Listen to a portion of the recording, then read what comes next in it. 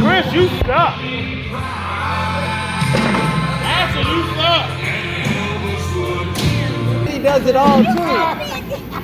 You keep hitting me anyway. Sit down. You're right. I can't cook. I can't clean. Hey, you crossing the line, sir. You crossing the damn line, sir. Hey, check it out. He's filming me while I'm filming him. You guys don't know, this is Cedric, and we're at Hey, if I use my name in this video, I need my money and rights. That's right. And I don't know where I want to use this in the video, but this will be the intro. So, hey amigos, what's going on?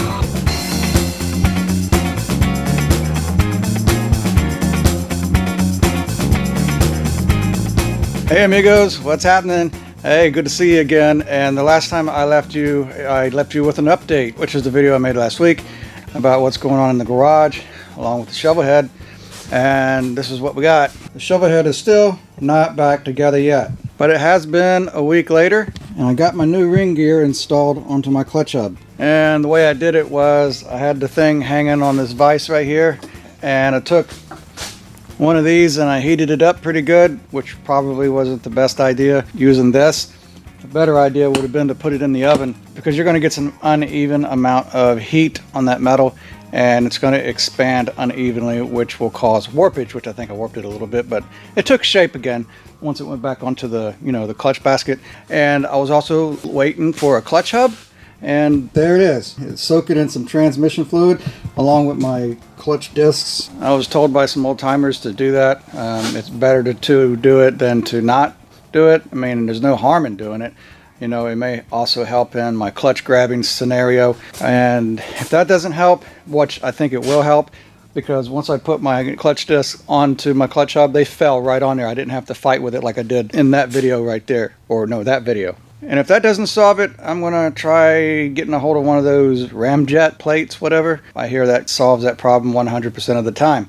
But anyway, I'm going to let this stuff soak for about, 30 minutes or something. Some people say 15, some people say an hour. So I guess 30 minutes is sufficient. And then I'll let it drip dry. Okay, this is what we've got. I got my clutch discs out of the oil, hanging on a push rod that's stuck in a vise. And I've got my clutch hub drip drying upside down and a cutout homemade oil pan. So I'm going to go ahead and let these things, do their thing overnight, drip dry, like I said. And then, well, until then, well, this really isn't what this video is about.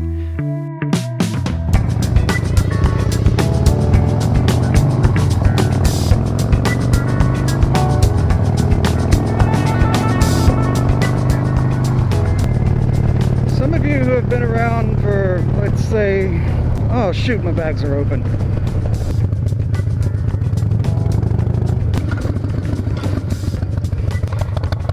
You'd think I'd do this enough times to remember, but I guess when you have a bagger and you go on trips, you don't think about the fact that you have straps on other saddlebags. What about this one? Okay, that's good.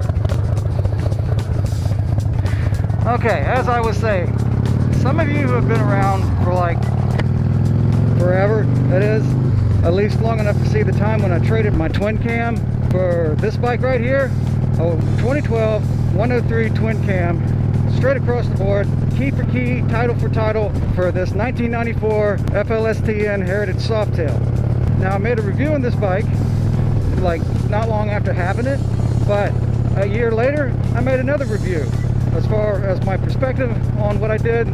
Now it's 3 years into having this bike, or owning an Evo.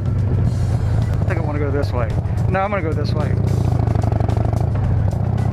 I think this guy might be turning. Okay, good. Nobody's in front of me. So I've had this bike about 3 years. And after having this bike for 3 years and owning a big twin Softail Evo, that is, and also the Electric Glide, what are my thoughts now? Well, let's back up. Most of my riding life of a Harley Davidson, I've had twin cams. I know I've said that before. I haven't been on an Evo but for 3 years now. And I bought into the mantra about, Evo being the best engine and all that stuff. It's just a matter of perspective. I know I said that on my last review, but now my experience, I put it like this. I rode a 2003 Dyna Super Glide for 11 years, put over 100,000 miles on it. After that, I ended up with the 103 Heritage Softail, 103 twin cam, that is. Rode it for a good 4 or 5 years, maybe 6 years, and then swapped it for this bike. I'm thinking about the fact that I've ridden 2 twin cams and I've never ever had to touch the top end. When it comes to twin cams versus Evo, when it comes to performance, twin cam has got it over the Evo. But when it comes to simplicity, this bike has got it, okay? As far as, being able to rebuild. I'll say it like this, with an Evo, you can rebuild the entire engine with common tools. I have rebuilt 3 Evo top ends, actually, one of them, the entire engine from bottom to top, but I've never had to touch a twin cam. But 3 Evos, every single Evo I've got, I have rebuilt the top end. Well, that's not true. I haven't done it to the electric glide yet, but I see that coming one day because of both base gaskets leaking, but not as bad as what this one was doing. But anyhow, I will say this. I enjoyed working on this bike, all the stuff I've done. I enjoyed sitting back and smelling the roses. I mean, it doesn't have the get up and go as a 103 twin cam, or any kind of twin cam, or any motor that came after that, of course not.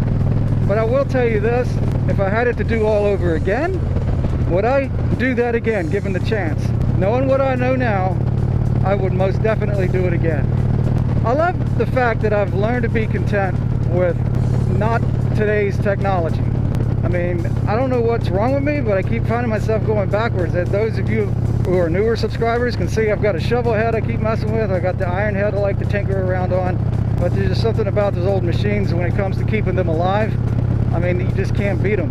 I mean, I don't know. That's just perspective. It would be subjective if I were to say you can't beat them. But for me, it's exactly what I want out of a motorcycle.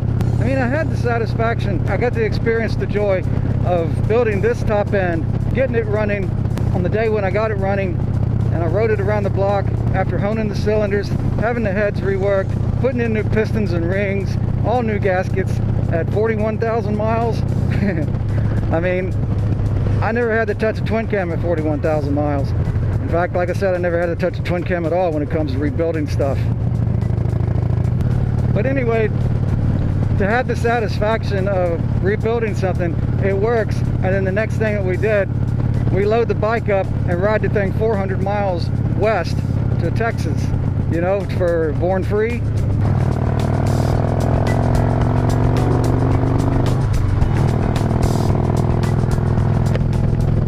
I mean, not even knowing if it's even going to work because I'm the one that rebuilt it, but we made it. I mean, that's what's so cool about a freaking Evo. As far as top ends, I will say this, I know that the twin cam has had more bottom end issues rather than top end issues. And I believe that is, well, I do know, that's where the Evo has it. It has the tightest bottom end compared to all the motors before it and all the motors after it. When Harley started messing with tolerances on the run out, they started having problems in the mid 2000s. And of course, all you guys know good and well, the whole cam chain tensioner issue. And then, like I said, they started messing with the tolerances on the crank run out. And then they raised them again in 2007 and people's oil pumps were going to crap. 2002 was the last year that they used the tapered Timken bearing on the crankshaft. And then they went to an inferior crankshaft bearing. Who knows? I guess they must have hired some new engineers, and it's always in the engineer's blood to want to put his fingerprint on something, whether it's broke or not. I mean, that's my experience with engineers. Harley, coming from the factory, Evo and back, we're not allowed any more than 0.2 of a thousandth of run out on the crankshaft. You have 0.02 or better of run out, you're going to have problems with an Evo, but they're that tight, especially the Sportster engines. You'll do 3 top end jobs on an Evo Sportster and never touch the bottom end. I think I'd rather have a tight bottom end. If I had to choose a tight top end or a tight bottom end, I'm going to take the bottom end all day long.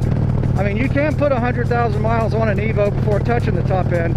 And I really didn't have to touch the top end, but because of what was wrong, I didn't want to run it like that anymore with all the oil that was coming out the base gaskets. But hey, once I had it all apart, I had some rings in the garage, and I went ahead and ordered a new gasket set, bought a cylinder hone, had the heads reworked, the whole 9 yards. This is basically a brand new motorcycle all over again. I mean, the transmission is in perfect shape, the bottom end won't die, the top end is just running like a song. I proved it by riding it to Texas and back. It was just the biggest adventure to build a motorcycle and then load it up with everything you got and then take it across state lines. Yeah, I would do it all over again because of the experience of motorcycling like that. I mean, that's just something that's priceless. To me, it is. I mean, somebody else probably don't want that kind of a headache.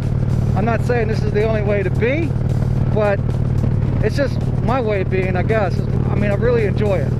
I mean, I don't even miss having a twin cam. In fact, coming home from Tampa, from when I broke down, and Miss Donna was so kind enough to let me borrow her 103 2012 Heritage Softail, like what I used to have. Rode that thing 600 miles from Tampa in one shot. It was actually smoother, not as much vibration, kind of like just like on my Electric Glide. In fact, even better than my Electric Glide. And I thought, am I sorry that I did this? You know, trading my twin cam for an Evo? Nah, not sorry one bit. In fact, I was glad I did it. You know, as I keep saying all the time.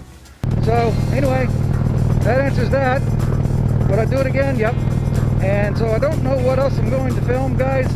Hopefully it's enough to keep your attention. Maybe I'll film me getting the shovel head back together, because that's the only other thing I've got going on in the garage.